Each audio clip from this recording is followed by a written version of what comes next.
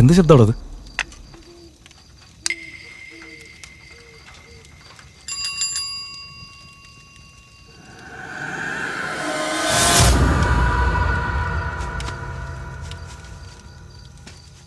സാറേ, ഞാനാ മന്മഥനാ. പേടിച്ചു പോയോ?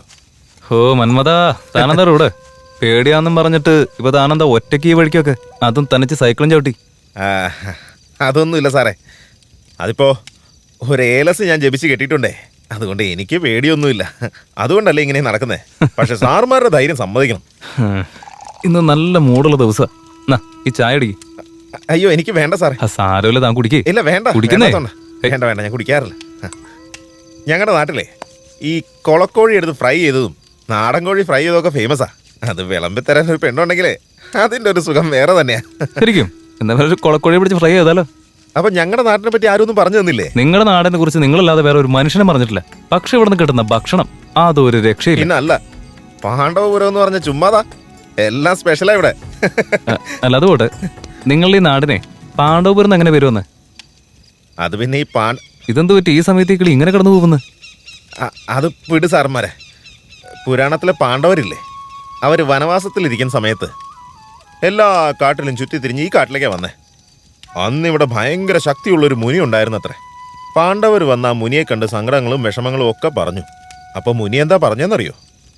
നിങ്ങൾ ഒറ്റ രാത്രി കൊണ്ട്, അതായത് നേരം വെളുക്കുന്നതിന് മുമ്പ് ഒരു അമ്പലം കെട്ടി തീർക്കുകയാണെങ്കിൽ നിങ്ങളുടെ എല്ലാ വിഷമവും പ്രശ്നവും മാറുമെന്ന്.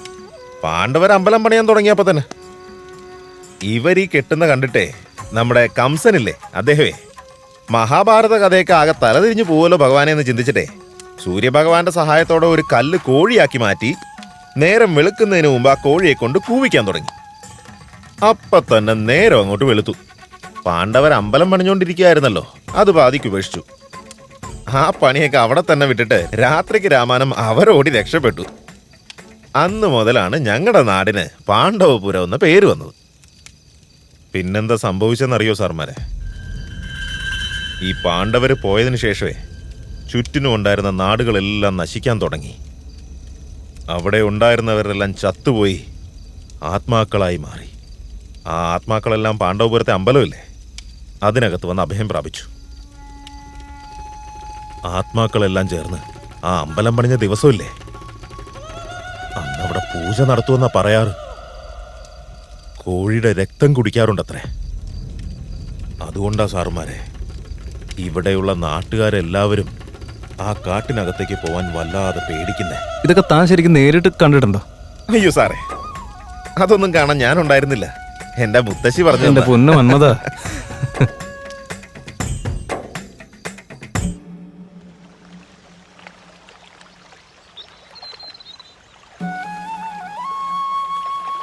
ഇത്രയും സമയമായിട്ട് അങ്കിത വരാത്തെന്തുകൊണ്ടാണ്?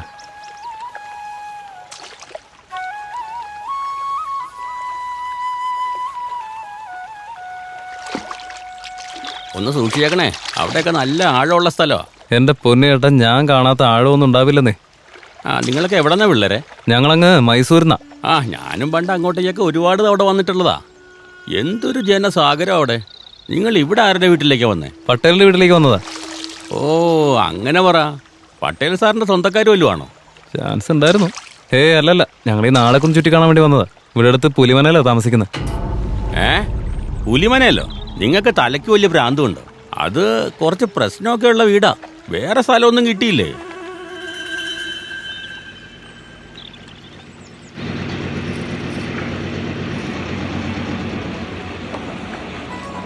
അങ്കിത, വാ.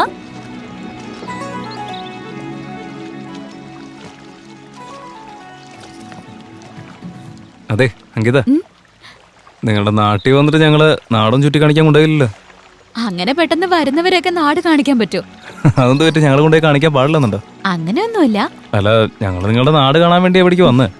അയ്യോ, ഞാൻ നിങ്ങളെ നാട് കാണിച്ചു തരാൻ തന്നെ വന്നിരിക്കുന്നത്. ശരി ശരി, എന്നാ പോവാ. നിങ്ങളുടെ നാടിന്റെ സൗന്ദര്യമൊക്കെ ഞങ്ങളും കൂടി കാണട്ടെ. ശരി. തങ്കപ്പ ചേട്ടാ, നമ്മുടെ കുമാരപുര ക്ഷേത്രത്തിലെ തേവരെ പറ്റി ഒന്ന് പറഞ്ഞു കൊടുത്തേ. കുമാരരാമൻ എന്ന് പറഞ്ഞാൽ അത് വെറും ദൈവം മാത്രമല്ല, അദ്ദേഹം വലിയൊരു സാമ്രാജ്യം തന്നെ കെട്ടിപ്പൊക്കാൻ കാരണമായ ആളാ. അവൻ കാളിദേവിയുടെ പരമഭക്തനുമാണ്, ഒരു ദീർഘദർശി. നമ്മൾ ഈ ഉത്സവങ്ങളൊക്കെ കൊണ്ടാടാറുണ്ടല്ലോ, അതുപോലെ അവരും ഒരു ഉത്സവം കൊണ്ടാടാറുണ്ട്. അത് നടത്തുന്നത് പോലും അദ്ദേഹത്തിന്റെ ഓർമ്മയ്ക്കാ. ഇതെന്ത് സംഭവം? വലിയൊരു തൂണൊക്കെ. ഇത് കേണൽ തൂണ, ബ്രിട്ടീഷുകാരുടെ കാലത്തുള്ളതാ.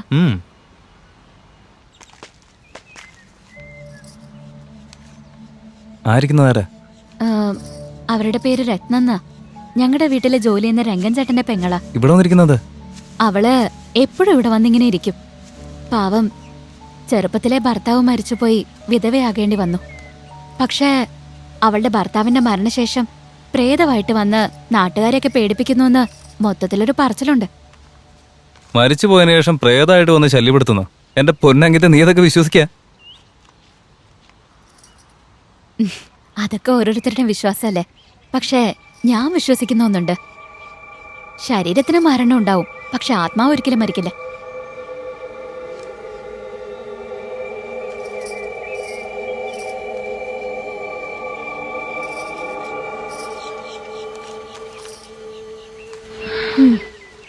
അതൊക്കെ പോട്ടെ. 1000 വർഷം പഴക്കമുള്ള തലച്ചോറിനെ പറ്റി റിസർച്ച് ചെയ്യാൻ വേണ്ടി ശ്രീലങ്കയ്ക്ക് പോവാ ഞാൻ. I have to pack my luggages. രാത്രിയിലേക്കുള്ള ഫുഡ് ഞാൻ കൊടുത്തയച്ചേക്കാം.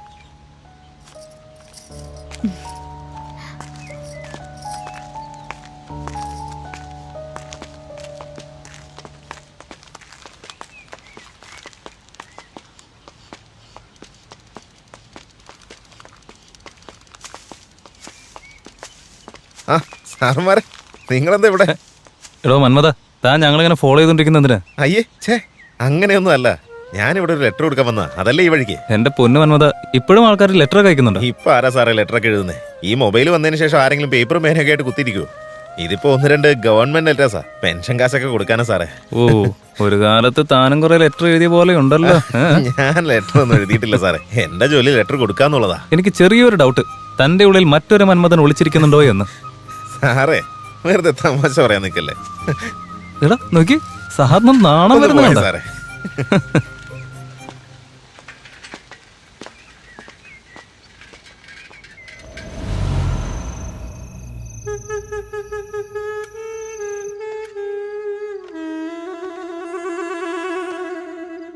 നല്ല ടേസ്റ്റ് ഉണ്ടല്ലേ? ശരിയാ രാഹുൽ, അങ്ങിത കുറച്ച് ബുക്സ് തന്നു അയച്ചിട്ടുണ്ട്.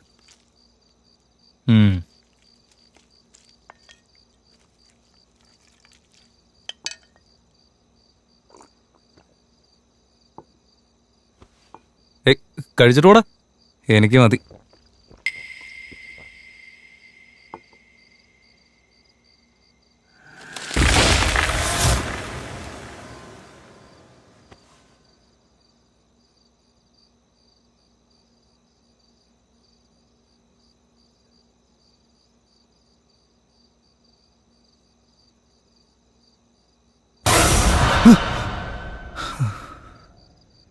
നീ ഇവിടെ എന്ത് ചെയ്തോണ്ടിരിക്കുക?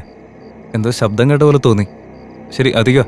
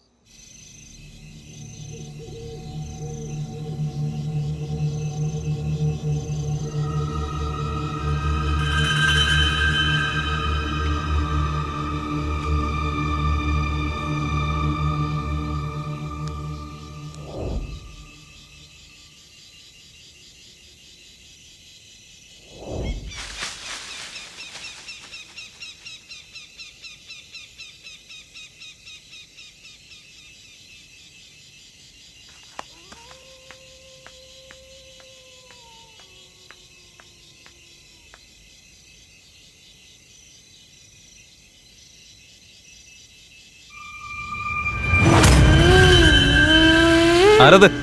ആരാതെന്ന്